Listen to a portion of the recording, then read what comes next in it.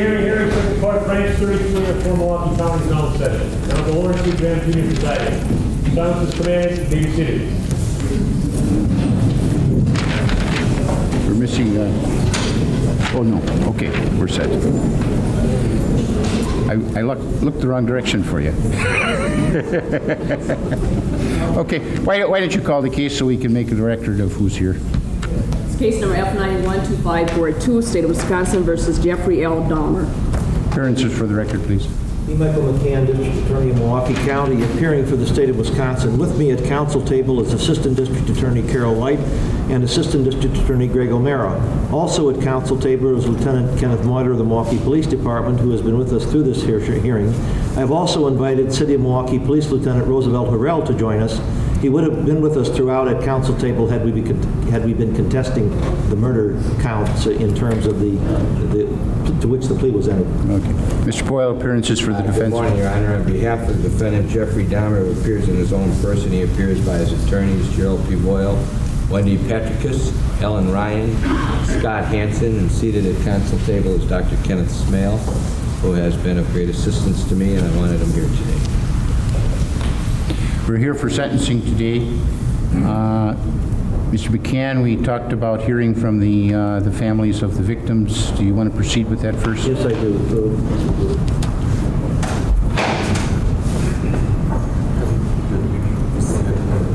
Does the court wish any particular order? I'll let that be your call. Mr. Roger Griffin of our victim witness program is with us, and I'm going to ask him to orchestrate that as the families have their appearances.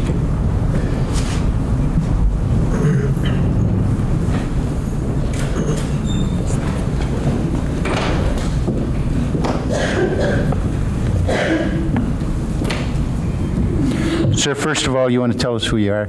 Okay. I'm a J.W. Smith, brother of Edward Warren Smith. Okay. Go ahead, sir. There, you can give a copy of this to Judge Graham. That's what I'm going to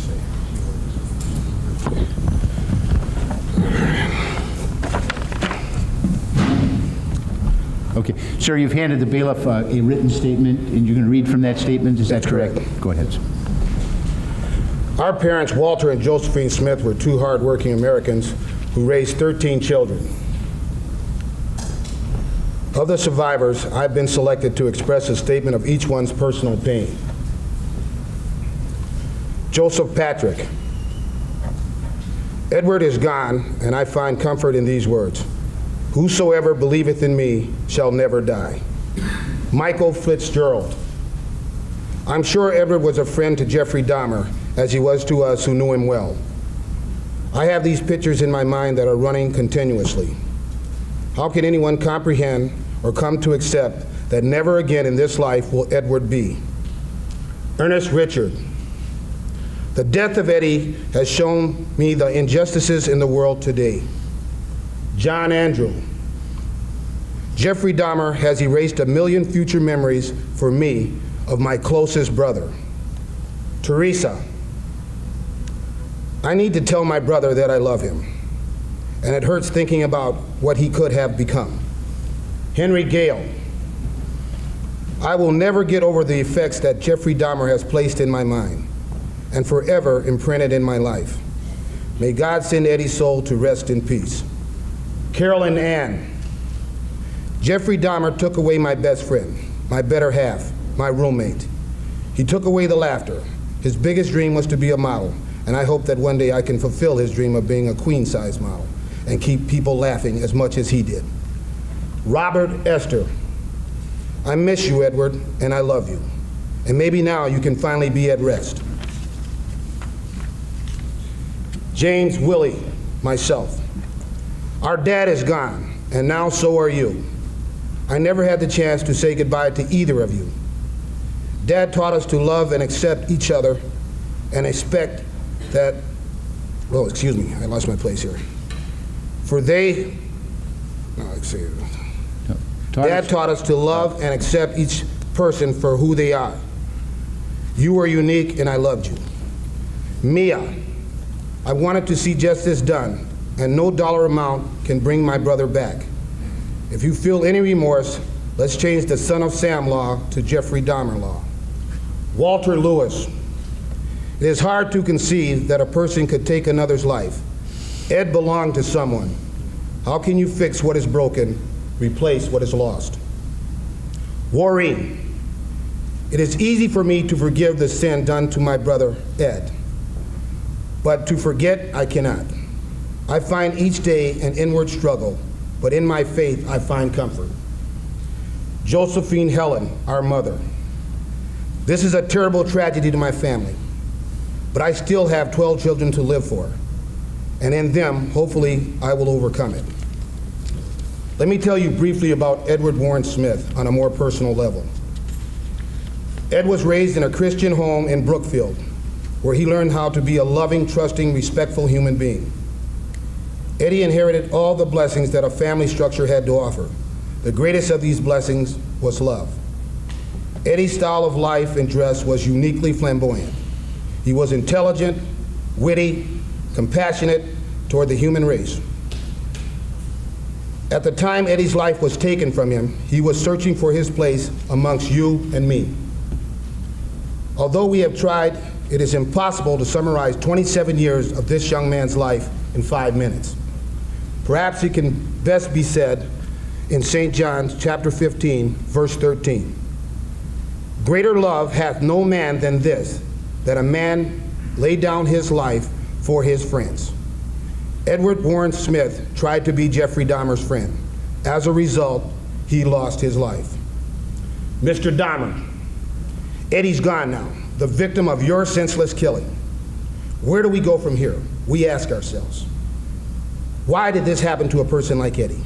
He gave so much and asked so little. All he wanted was a chance to be himself, a chance to be happy.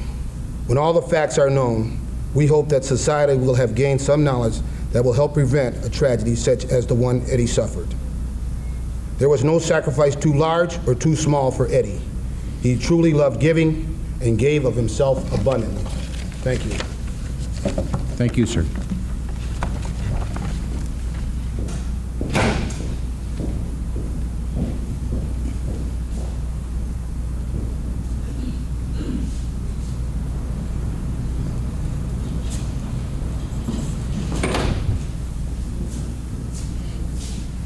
Sir, would you likewise identify yourself for the record? Good morning. My name is Stanley Miller. I'm the uncle of Ernest Miller. And I've been given this opportunity to come before you on behalf of the Miller family. We want to say that there's no place in a civilized society for anyone who shows no regards for life, especially in the form and manner that Jeffrey Dahmer has shown. We can't afford to have anyone preying nor stalking our people, no matter what our difference may be. How can we as a civilized people accept the responsibility of ever considering putting someone of this nature back into society? Judge Graham, we ask that you see fit to give Jeffrey Dahmer the maximum sentence. To Jeffrey Dahmer, you have become a hero to a few, but you have become a nightmare to so many more. That's including myself. Before I settle in for the night, I find myself looking in closets, under beds, anywhere that you may be found. Jeffrey Dahmer, due to your actions, this has caused my family a great deal of pain and emotional distress. Jeffrey Dahmer, through your selfish actions, you have caused my family to suffer the loss of society and companionship of Ernest. This was done without any cause or provocation on the part of Ernest, despite the fact that you had the knives, the saws, the bats, the acid, the drills, and possibly a gun. Even while he was in a semi-conscious state of mind, you didn't give him the chance to fight for his life. You took his life like a thief in the night by cutting his throat. Rather than facing him and let him fight for the thing that he felt most dear, you took the coward way out. Did you ever stop to think that this was someone's son? Did you ever stop to think that this is someone's brother, nephew, uncle, cousin, grandson, or just someone's friend that's missing him dearly?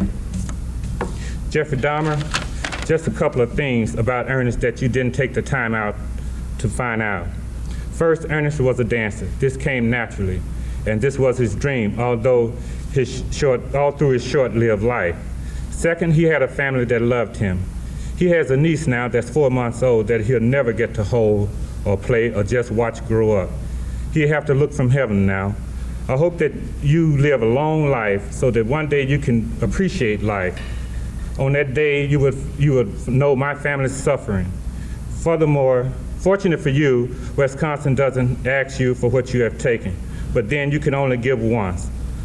I'm not for the death penalty, but you are a perfect candidate.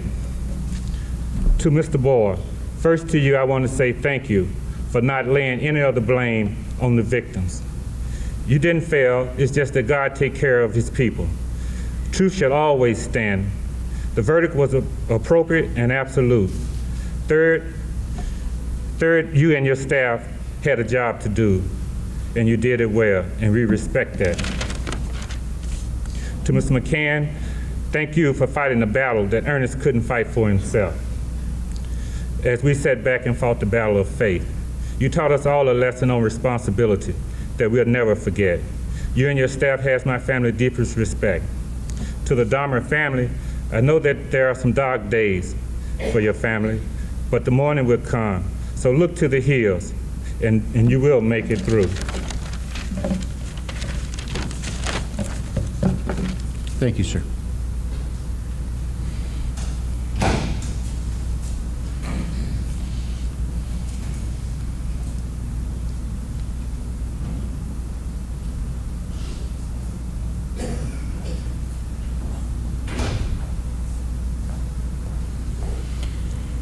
Again, ma'am, would you first identify yourself, please? My name is Shirley Hughes, and I'm Tony Anthony Hughes' mother. First of all, thank God, and to give thanks to the judge and to Mr. McCann for the verdict that came in. I would like to say to Jeffrey Dahmer that he don't know the pain, the hurt, the loss, and the mental state that he had put our family in. But I'd just like to read a poem that a good friend of my son wrote. Tony thought you was his friend. He knew you. Why am I a victim in your cruel and rueful world, although I can't communicate with a loud voice? Listen to me anyway. Try to have mercy on my moans. Look at the tears roll down my face. See that each one is a cry for help. And realize my sign are showing you that I want to live. Tell me just what is it that I've done to you to make you such a monster, to make you such a maniac, to make you such a devil. My God, who are you? What are you? You have never shown me this side of you. I put my trust in you. I thought you were my friend until the end, yet I didn't know you as well as I thought. I never felt the end would be this way. Is there anyone that can help me? Mom, dad, sister, brother, someone, please help me. What's happening to me? Everything seems to be slowing down. I'm confused, I'm drowsy. My coordination have been contaminated. My friend, what is it that you've given me? What is it that you're doing to me? I'm helpless. Is that a thrill to you to know that I can't fight you back? And that the hardest struggle in my life is fighting to keep my eyes open with the hope of seeing the dawn of a new day. Yet you have total control over me. My life is in the hands of once a friend, but now a total stranger who have become my worst nightmare. But one day I know you'll get caught. You think you're smooth at what you're doing. Remember, whatever's done in the dark, it will come to the light, and the whole world will know just how ugly a person you really are. Mom, I'm gone. My hope, my breath, my want to live have been taken away from me unwillingly and emotionally. I know that there's a dragon piercing your heart day and night because of this, but yet I'm not far away. When you get cold, I wrap my arms around you to warm you. If you get sad, I'll softly grab your heart and cheer you up. If you smile, I'll smile right along with you. And when you're happy, I'll know it because you're thinking that 2 fingers and 1 thumb means I love you in sign language. My son was deaf. When you cry, take 1 teardrop and place it outside your window ledge. And when I pass by, I'll exchange it for one of mine. 2 fingers and 1 thumb, Mom. Thank you, ma'am.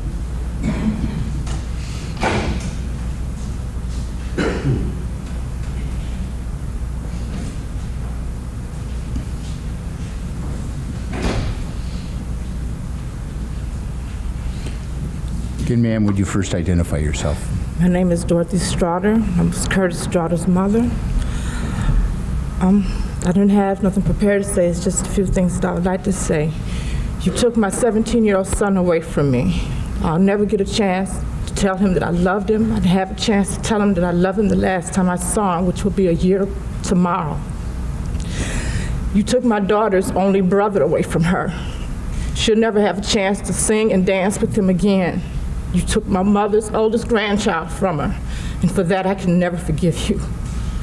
I hope you can deal with what you've done. I'm trying hard to. You almost destroyed me, but I refuse to let you destroy me. I will carry on. Thank you, ma'am.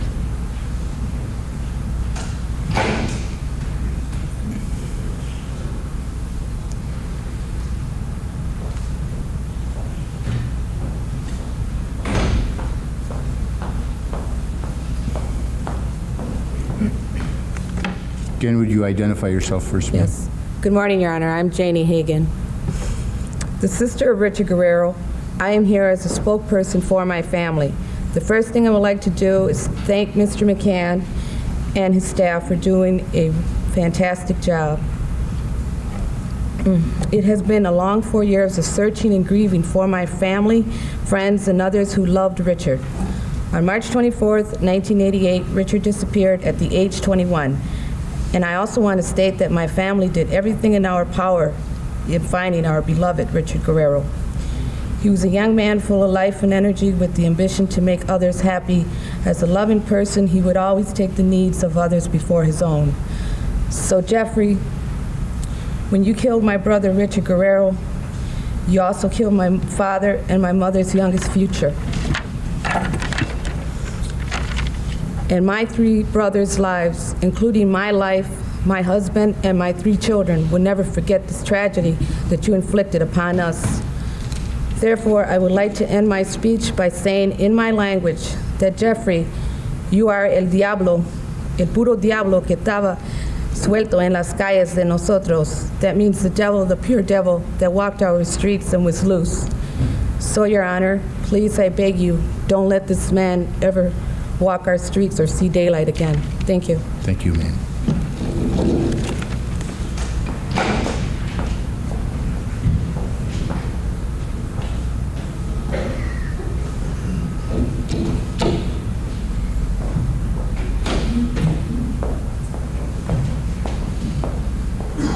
Good morning, Your Honor. My name is Inez Thomas, and I'm the mother of David Thomas. First, I want to let you know, Jeffrey Dahmer, about the pain that you caused my family. That was my baby boy that you took away from me, his sisters and brothers, and they can't hardly deal with this.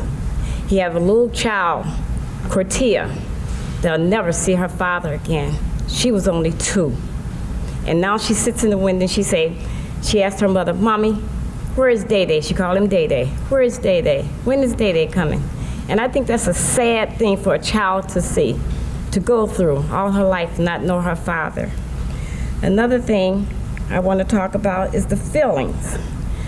You know, I don't understand how a person could really harm a person and to say that, well, I did this because he wasn't my type. Well, if everybody go around doing something to somebody because it's their type, this would be a sad world today. And I just feel that this man should never be able to walk the face of earth or to be able to harm anyone else again.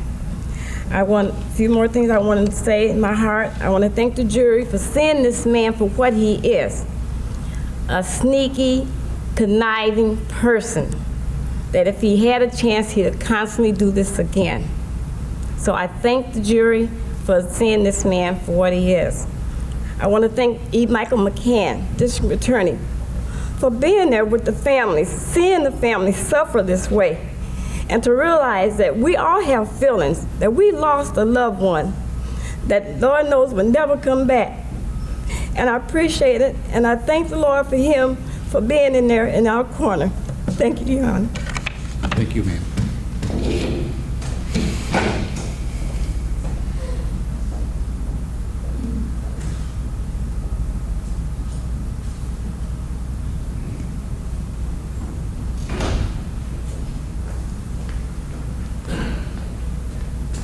Good morning, Honor. My name is Donald Bradoff. For the Bradoff family, as much as love in our family, close. My mother gave 5 beautiful kids. He destroyed the baby of the family. And I hope you go to hell. I love this world. You guys did a wonderful job.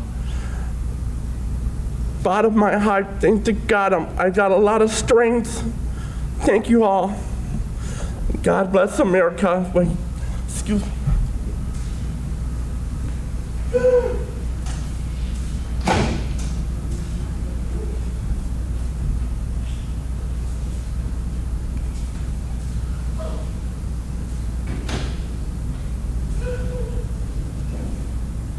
Hello, my name is Marilyn Sears. I'm the mother of Anthony Lee Sears, and I just wanted to know, just why, why would it be my son, I just want to thank E. Michael McCann for the good job he did. Well, you did a good job too, but I'm glad McCann won it, and I want to thank the jury, and I want to thank you, Judge, and just keep this man off the street, please.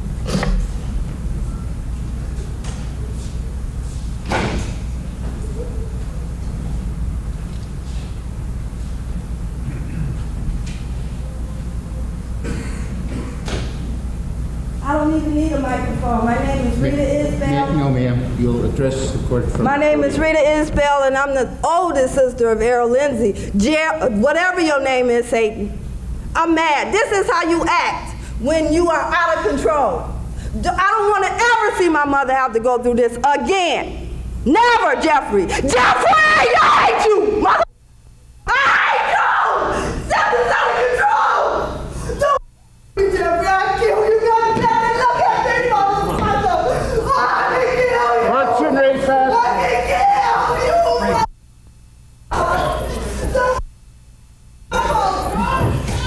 You don't have to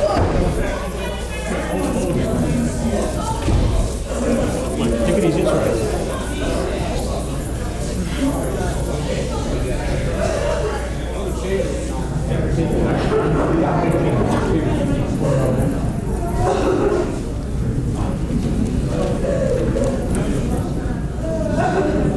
Wisconsin, 1 penny for the presentation of the defense in this matter. There was never going to be a time where it was going to be asked for help to put forth a defense. And what we did was we went out and we got good doctors to come in and express their theories as to why, in their honest opinion, not Jeffrey Dahmer being freed, that was never going to be an issue ever, but to explain to the world at large how a human being's mind can dissipate to such a degree that it can commit these horrendous acts. And it took great courage for these doctors, who are not in the private practice and not in practice to get business, but to come forth and to subject themselves to vigorous cross-examination by one of the nation's finest lawyers, to come forth and express their theories so that a jury could determine whether or not he fit the definition. But even if he didn't fit the definition, there was no decision to be made. No lawyer has a right to make judgments concerning another person's due process rights. Not only has society learned that there are people out there who have these disorders, but also lawyers in the future will know what problems there are when and if they're confronted with the same kind of situation as was confronted in this case. I am confident, as I said the very first day, when it was a very troublesome time in my life of making the decision to stay or to run, that I was not going to run. And I told that audience that was present at the Wisconsin Club, 50 or 60 press entities, that some good will come of this. I don't know what good will come of it, but hopefully some good. And then I decided that these families had a right to know everything, that if they chose to, and I've tried to get that message to them. I don't know how I would react. Certainly, I don't know if I'd have the dignity of some of these people and the way they have acted in this horrendous episode from day one. But more than anything, Your Honor, I was hopeful not from an evangelistic standpoint. We all know if we follow the good book, it'll be a very easy world. But to let people out there know that if you're in the gutter of trash, you're going to get dirty and bad. And that's exactly what happened here. There is no human being in the world who is troubled right now who can't learn from what happened in this courtroom, that no matter what is wrong with them, there is help out there. And you know from your many years of experience as a judge, as Mr. McCann does as a district attorney, as I do as both having served in that office and as a defense lawyer, that there's a lot of people who come into these courts with a sickness, and had they been treated, and had somebody seen it, and had somebody brought some help to them before it caused harm, then maybe some of the horrendous things that happened in their lives would not have happened. And I know we've accomplished that goal, Your Honor. I would like to tell you that I had to do a lot of reading on this to understand, try and learn how these kinds of things could happen. And one of the things that I read was a book. There was the authorities on mass murderers, Levin and Fox.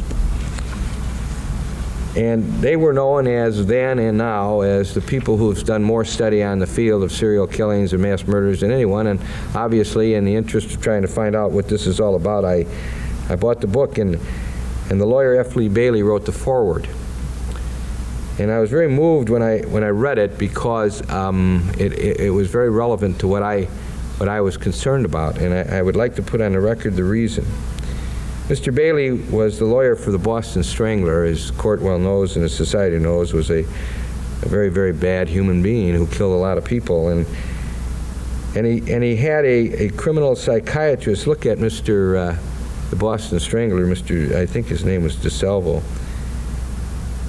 And Mr. Bailey recounts in the foreword to this very fine and very well-written book, he said, "The handling of the Strangler case yielded a number of disappointments, but two stand out in my mind. The first occurred when the doctor, one of the foremost criminal psychiatrists of the era, informed me after a detailed examination of DeSalvo, quote, 'Mr. Bailey, I hate to disappoint you, but I do not find your client to be insane in the legal sense, nor psychotic in the medical sense. He is a sociopath, and only that. The law does not recognize a sociopath as having a mental illness which will excuse criminal responsibility. I thoroughly disagree with the law on this point, but as things are, my testimony would not help you,' quit quote." Mr. Bailey says, "The second disappointment, perhaps disillusionment is a better word, came after DeSalvo had been convicted of some of these offenses and was sentenced to life imprisonment. Quoting Mr. Bailey, "I literally begged the authorities of the Commonwealth of Massachusetts not to forfeit a valuable opportunity to painstakingly scrutinize a specimen serial killer who was in captivity. I felt that by learning all we could about Albert," meaning DeSalvo, "from his early years until his apprehension in his early 30s, there was much data to be recorded that could, together with other similar histories of multiple murderers, be useful in pursuing a most worthwhile objective, that is, defining a profile of a potential homicidal maniac in his or her early or adolescent years, so that preventative steps could be taken consistent with basic constitutional rights." And I was so moved by that, because I say the same thing here. I say that now the story has been told. As I saw on the television last night at one of the inner city churches, there was a call for healing. It's going to take a long time to heal for these families, if ever. But I'd like very much to state that it is my hope, on a personal basis, that the institution in the state of Wisconsin, which I know it will recognize that they have an opportunity to do what Mr. Bailey said so well in the foreword to the book that I just quoted. Unfortunately, Mr. DeSalvo was killed in prison, and the study never took place. I would hope that Mr. Dahmer, and I think the court after the court and the world at large hears what he has to say, will recognize that he will be ready for such a study, so that someday, somehow, out there, somebody may see some soft signs that will cause them to call the kind of people that I consider to have been heroes in this courtroom, Dr. Berlin and Dr. Becker and Dr. Wallstrom, because, Your Honor, they treat this sickness. The other psychiatrists, albeit great, are not treating psychiatrists. I am hopeful that whomever is out there hearing what goes on in this courtroom today and in the past will take steps to make sure that somebody like Jeffrey Dahmer never occurs again, regardless of whether we're talking about mental illness, paraphilia, mental disease, and jury verdicts. What's important is to treat people who are sick, and I know that this exercise that we have gone through these past 3 weeks will yield some good. I am confident of it. I have nothing more to say other than to thank the court for the courtesy it's shown me, and I would like to ask Mr. Dahmer to come forward and make the statement that he is prepared to make. Thank you. Mr. Dahmer, you do have the right to address the court at this time. You may step to the podium.